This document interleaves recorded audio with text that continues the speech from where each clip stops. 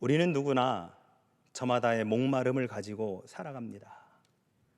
스스로 선택할 수 없는 태생적인 환경 속에서 우리에게 주어진 여러 가지 아픔과 어려움을 겪으며 살아가고, 뿐만 아니라 돌이킬 수 없는 과거의 내 삶의 그 과정 속에서 실수했던 것, 잘못했던 것, 또한 지었던 죄들, 그것들이 우리의 어깨를 억누르고 그 무거운 짐을 짊어지고 살아가고 있는 부분도 있습니다.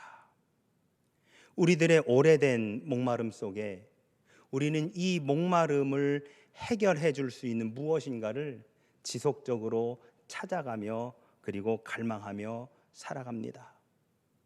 때로는 눈에 보이는 것을 추구하고 따라가기도 하지요. 때로는 눈에 보이지 않는 신비적인 것들을 찾아 나서기도 합니다.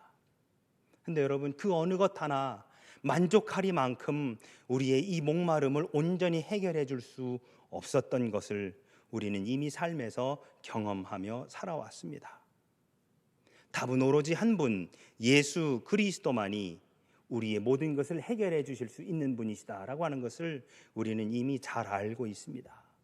또한 그분께 참으로 예배드리는 것, 그분께 진정으로 예배드림으로써 우리의 이 목마름이 해결될 수 있다는 것도 우리는 잘 알고 있습니다. 하지만 뒤집어서 여러분, 아직까지도 우리의 목마름이 계속되고 있다라고 하는 사실은 우리가 주님께 온전히 나아가지 못했다, 또 우리가 예수님께 진정으로 예배드리지 못했다라고 하는 것을 반증해 주고 있는 것이 아닌가라고 하는 생각도 들게 되어집니다. 오늘은 요한복음의 말씀을 통해 목마름, 그 만남의 시작이라는 제목으로 함께 은혜를 나눠보고자 합니다. 우리 제목이 뭐라고요? 목마름, 그 만남의 시작.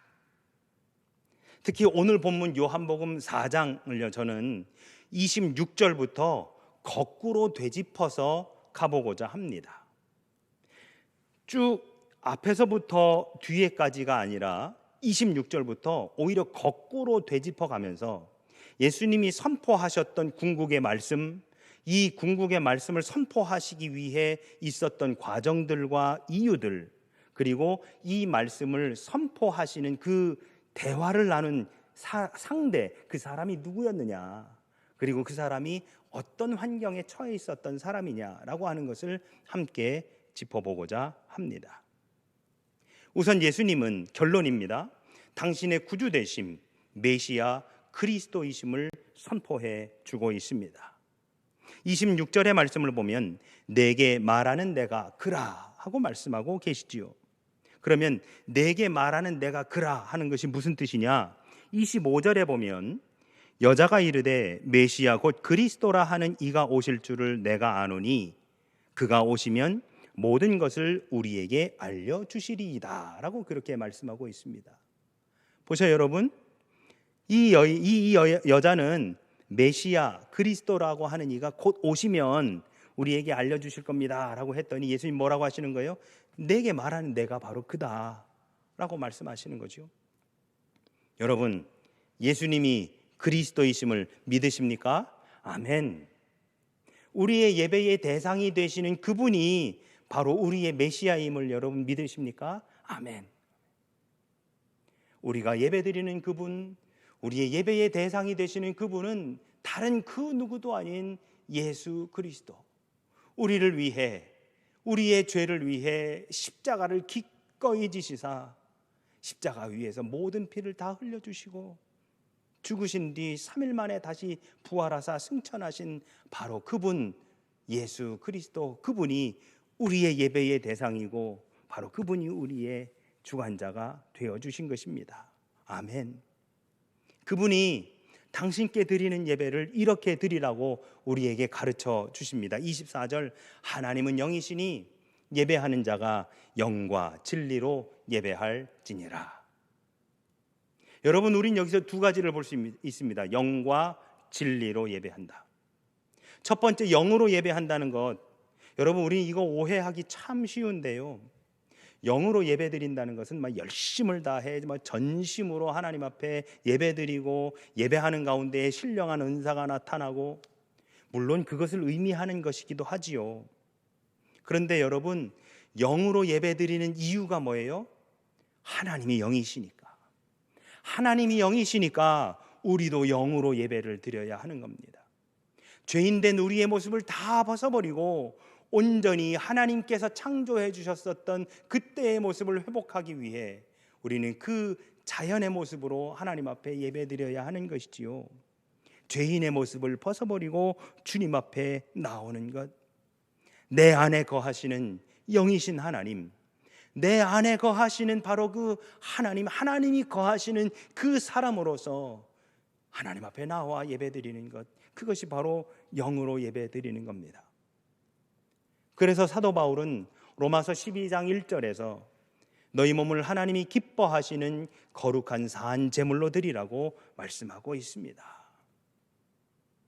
두 번째, 진리로 예배한다는 것은 그리스도를 통해 예배드려라 라고 하는 말씀입니다. 그리스도를 통해 우리에게 주어진 진리, 예수님 말씀하십니다. 요한복음 14장 6절, 내가 곧 길이요 진리요 생명이니 나로 말미암지 않고는 아버지께로 올 자가 없느니라. 요한복음 8장 32절, 진리를 알지니 진리가 너희를 자유케 하리라. 하나님 안에서 자유함으로, 그리스도 안에서 자유함으로 하나님 앞에 예배드리라고 하는 바로 그 말씀.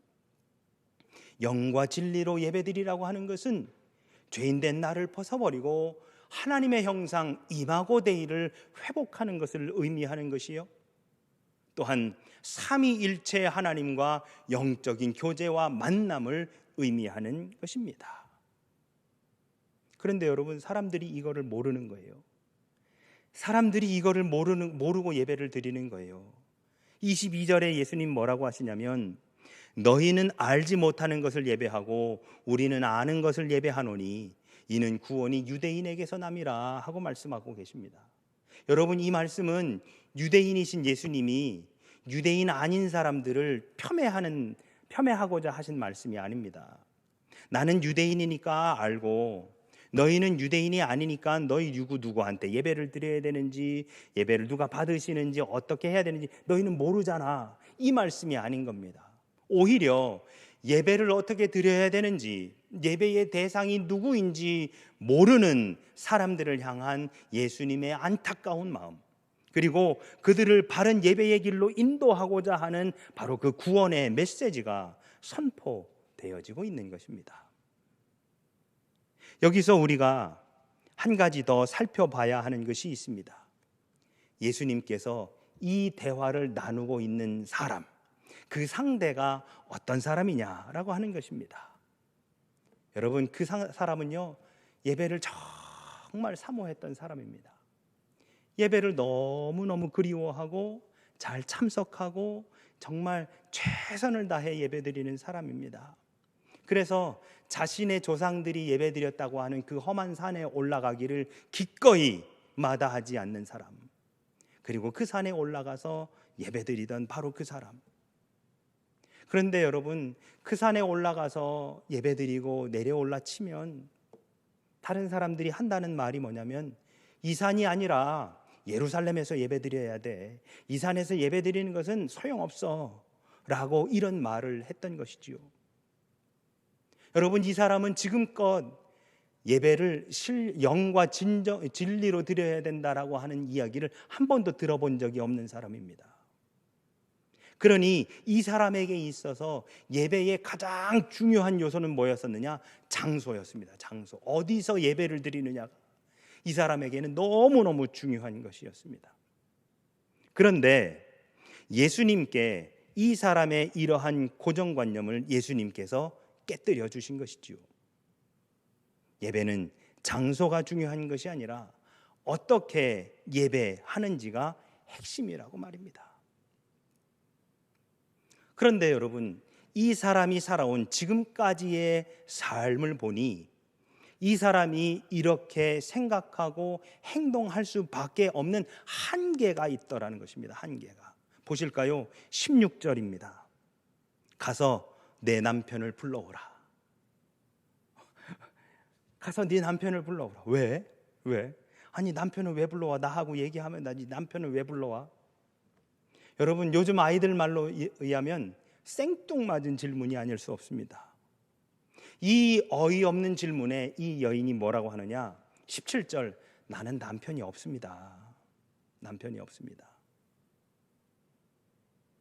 그럼에도 이 남편이라고 하는 이 말, 남편이라고 하는 존재는 이 여인에게 아픔이었고 상처였습니다. 그런데 예수님은 집요하게 이 여인의 상처를 꺼내서 펼쳐 놓으십니다. 콕 집어서 이 사람의 상황을 다시 한번 말씀하십니다. 18절입니다. 너에게 남편이 5이 있고 지금 있는 자도 내 남편이 아니니 내 말이 참되도다. 그 누구에게도 말하고 싶지 않았었던, 그래서 자신의 가슴 속에 꽁꽁 숨겨놓았던 이 여인만의 비밀을 예수님께서 꺼내 놓으신 것입니다. 여러분, 세상에 남편이 5번이나 바뀌기를 원하는 사람이 누가 있을까요? 누구나 그렇듯이 이 여인은 그저 최소한의 보편적이고 평범한 삶을 그냥 살기를 원했던 것 같습니다. 그런데 이 여인에게 있어서 인생은 그리 호락호락하지 않았습니다. 왜 이렇게 나는 힘들지? 왜 이렇게 내 삶은 이렇게 힘든 거야? 그녀의 바람대로 된 것이 하나도 없었습니다. 한 번도 아니고 2번도 아니고 무려 5번이나 이혼을 했고, 그마저도 지금 살고 있는 남자는 남편이 아닌 다른 남자와 살고 있었던 이 여인이 가진 삶에 대한 환멸은 다른 사람들은 이해하기조차 어려운 것일 거였습니다. 그런데 여러분, 이렇게 한번 생각해 보실까요? 이 여인이 지나갈 때 그 주변의 사람들의 반응이 어땠을까요? 이 여인이 마을을 지나가면 그 마을에 사는 사람들은 어땠을까요? 환영해주고 축복해주고 박수 쳐줬을까요? 아닙니다. 그렇지 않습니다. 오히려 손가락질하고 수근수근거리고 재수없다고 저리 가라고 그렇게 하지 않았었을까요? 그러면 이 여인은 무엇인가 쫓기는 듯 얼굴을 가리고 종종걸음을 하며 자기 가는 길을 가기 바빴을 것입니다. 주변을 둘러볼 여력도 없고 누가 그런 짓을 하는지 볼 상황도 되지 않았었을 것입니다. 그저 다른 사람들이 자기를 더 알아보기 전에, 더 많은 사람들이 자기에게 손가락질하기 전에 빨리 그곳을 벗어나기 바빴을 것입니다.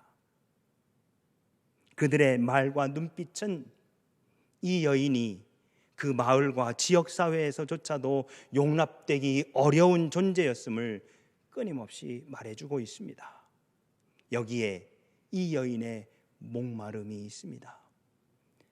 저는 이 여인의 목마름을, 바로 이러한 목마름을 사회적 목마름이라 그렇게 이야기하고 싶습니다.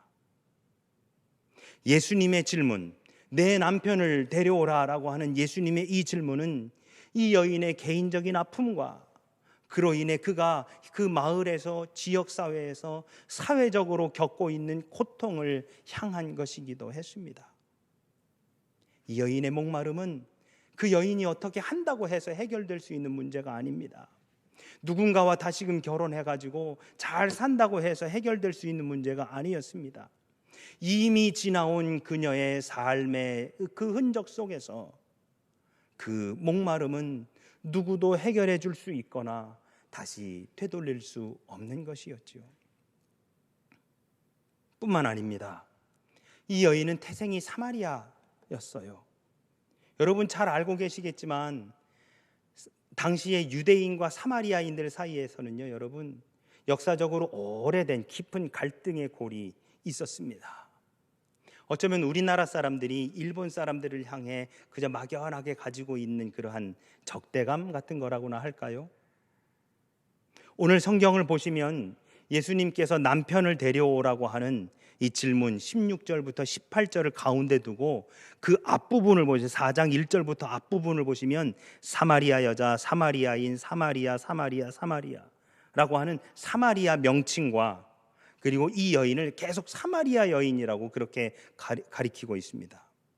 그런데 18절 이후에 보면 여자, 여인, 여자, 여인, 사마리아라고 하는 지명을 거의 찾아볼 수가 없습니다. 사마리아라고 하는 이 태생적인 한계, 그로 인해서 그녀가 가지고 있을 수밖에 없었던 그 상처가 예수님을 만남으로 인해 해결되어져 가는 것이지요.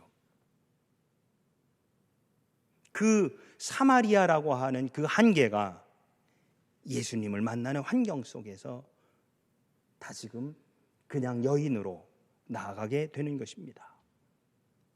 여러분, 인간이라고 하면 누구나 태생적으로 이 역사적인 환경을 가지고 있으며 이 환경 속에서 살아갑니다. 사마리아 여인은 사마리아에서 태어난 것, 자신이 선택한 것이 아닙니다. 그녀도 유대인들도 상종하지 않는 혼혈 민족으로 태어나 그들에게 부정한 개 취급을 받으며 살고 싶지 않았을 것입니다. 하지만 그녀가 선택할 수 없는 태생적으로 주어진 이 사마리아인이라고 하는 바로 그 자신 앞에 붙어진 이 명함은 자신에게 태생적으로 주어진 갈등이며 아픔이었던 것이죠. 이것이 이 여인의 삶을 지금까지 형성했고 이루어 왔던 것입니다. 오늘 본문에 드러난 예수 곧 유대인을 향한 이 여인의 경계심은 단지 사마리아 여인 한 사람이 가진 그 성품이라든지 그 환경에서 생겨난 것이 아니라 주어진 역사적인 흐름과 그 환경 속에서 형성된 것이라는 사실입니다. 이처럼 자신이 선택하지 않은 태생적인 갈등을 저는 또 하나의 목마름이라 하고 싶습니다. 바로 태생적 목마름. 두 가지죠. 하나는 사회적 목마름, 태생적 목마름. 내가 아무리 몸부림쳐도 내가 태어나면서부터 나에게 이미 주어져 있어서 어떻게든 해결하거나 벗어날 수 없는 바로 그 목마름. 아무리 빠져나오고 싶어도 스스로는 도저히 해결할 수 없는 바로 그 목마름. 이 두 가지 목마름, 사회적 목마름과 태생적 목마름으로 인해 이 여인은 아무도 마주치고 싶지도 않고 누가 자기를 볼 수도 없는, 그래서 아무도 절대 찾아오지 않을 정오의 뙤약볕 아래 물을 길러 우물가에 왔던 것입니다. 저는 오늘 말씀을 준비하면서 이방 땅 이집트에서 종살이를 하던 이스라엘 백성들이 떠올랐습니다. 이집트에서 노예로 자유를 잃고 학대와 채찍질을 당하며 강제 노역에 시달려야 했던 이스라엘 백성들, 이집트에서 태어난 히브리인이라고 하는 이 태생적 목마름과 히브리인으로 태어났지만 자유로이 하나님을 예배할 수 없다라고 하는 이 사회적 목마름, 이 두 가지가 그들에게도 존재하고 있었지요. 출애굽기 5장을 보면 모세와 아론이 바로를 찾아가서 이렇게 말합니다. 3절, 우리가 광야로 사흘길쯤 가서 우리 하나님 여호와께 제사를 드리려 하오니 가도록 허락하소서. 여러분, 이스라엘 백성들이 이집트를 빠져나와서 가나안 땅으로 가는 여정을 그린 이 출애굽기의 주제는 다름 아닌 예배입니다. 그들이 출애굽을 한 이유는, 그들이 애굽 땅을 빠져나온 이유는 무엇이냐? 하나님께 자유로이 예배하기 위해서였습니다. 하나님께 마음껏 예배드리기 위해 그들은 바로에게 우리를 놓아달라라고 그렇게 얘기했었던 것이지요. 자신들에게 주어진 이 강제 노역이 싫어서도 아니라, 다른 그 무엇이 이유가 된 게 아니라 하나님께 자유로이 예배드리고자 자신들을 놓아달라라고 그렇게 이야기한 것입니다. 자신들을 둘러싼 이 목마름에서 벗어나 마음껏 하나님께 예배드리기 위해 출애굽을 하는 이스라엘 백성들, 어쩌면 그들도 이 애굽이라고 하는 장소를 벗어나 다른 장소로 옮겨가면 된다라고 생각했을지도 모르겠습니다. 애굽이 아닌 다른 곳으로 가면 자유로이 예배드릴 수 있다라고 그렇게 생각했을지도 모르겠습니다. 그런데 여러분, 아이러니하게도 그들이 그러한 목마름에서 이집트에서 벗어나서 나아갔었던 것이 어디였느냐? 광야였습니다. 그들이 이집트에서 벗어나서 갔었던 것이 광야라고 하는 바로 이 사실은 우리에게 예배에 있어서 장소가 중요한 것이 아니라 방법이 중요하다는 것을 일깨워주고 있는 것입니다. 이에 하나님께서는 출애굽을 한 이스라엘 백성들에게 레위기의 말씀을 통해서 하나님께 어떻게 예배드려야 되는지를 알려주셨다는 성경의 놀라운 가르침을 우리는 볼 수 있습니다. 어쩌면 출애굽기와 레위기의 말씀을 축약해 놓은 것이 오늘 본문 요한복음 4장의 말씀이다라고 그렇게 말씀드릴 수 있겠습니다.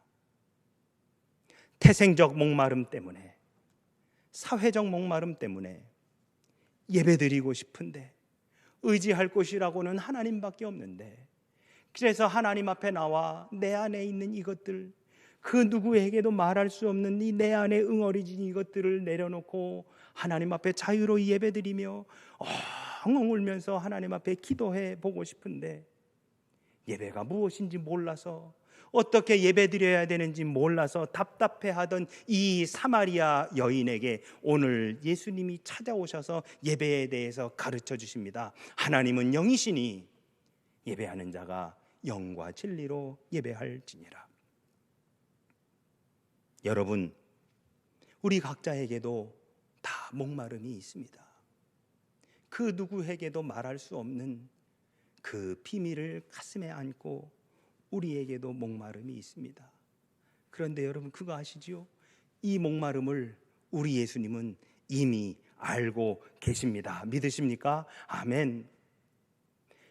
사마리아 여인에게 이 남편 문제가 큰 가슴의 응어리였었다는 것을 이미 알고 계셨던 예수님은 우리의 가슴에 응어리진 것이 무엇인지 이미 알고 계시고, 그리고 오늘 우리에게 찾아와 주십니다. 누구에게도 말할 수 없는 우리 가슴 깊은 곳에 묻혀있는 이 목마름을 우리 예수님은 이미 알고 계십니다. 태생적으로 가지고 있는 목마름 때문에, 그리고 우리의 삶 속에서 우리가 만들어낸 그 잘못된 것들, 지우고 싶은 흔적들, 그래서 후회가 되는 수많은 사건들, 되돌리고 싶어도 되돌릴 수 없고 돌이키고 싶어도 돌이킬 수 없는 그 사회적인 목마름들, 그래서 예배드리고 싶은데 하나님만을 의지할 수밖에 없는데, 하나님 앞에 나와 엉엉 울면서 이 안에 응어리진 것들을 좀 내려놓고 싶은데, 예배가 무엇인지 몰라서, 어떻게 예배드려야 되는지 몰라서 답답해하는 오늘 우리들에게, 이 21세기를 살아가는 오늘날의 사마리아 여인인 우리들에게 예수님 찾아오셔서 말씀해 주십니다. 하나님은 영이시니 예배하는 자가 영과 진리로 예배할지니라. 제가 미국에서 이민 목회를 하던 시절 정말 영과 진리로 예배드리는 것이 이것이구나라고 하는 것을 느낀 순간이 있었습니다. 저희가 사용했었던 그 미국 교회 건물은요, 미국 교회가 주일날 10시 반에 예배를 드리고 나가면 한국 교회가 저희가 들어가 가지고 1시에 예배를 드립니다. 그리고 나가면 4시부터 히스패닉들이 와가지고 또 예배를 드렸고, 그 이웃에 IT 사람들이, 중남미 IT 사람들이 예배를 드리는 교회가 있었습니다. 이 네 분의 목사님이 함께 모여서 성령 강림절, 오순절 마가의 다락방에 역사하셨던 그 성령의 그 강림을 한번 같이 느껴보자, 함께 방언으로 기도했었던 그 성령의 뜨거운 역사를 한번 경험해보자 라고 하면서 이 성령 강림절 예배를 함께 드리기로 했습니다.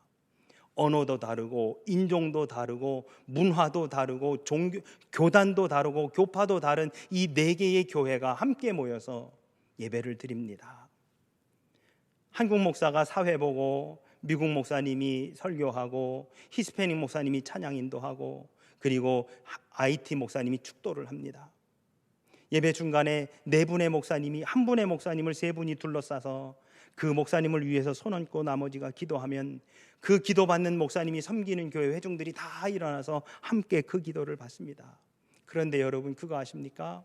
함께 찬양을 하는데요, 같은 곡조로 되어 있는 찬송가, 서로 다른 언어로 번역되어 있는 그 찬송가를 같은 언어, 같은 리듬으로, 같은 곡조로 함께 그 찬양을 부릅니다. 그때 불렀던 찬송이 바로 이거였습니다. 이것이 나의 간증이요, 이것이 나의 찬송이. This is my story, this is my song. 한국 사람들은 한국말로, 미국 사람들은 영어로, 히스패닉 사람들은 스페니쉬로, 그리고 IT 사람들은 불어로.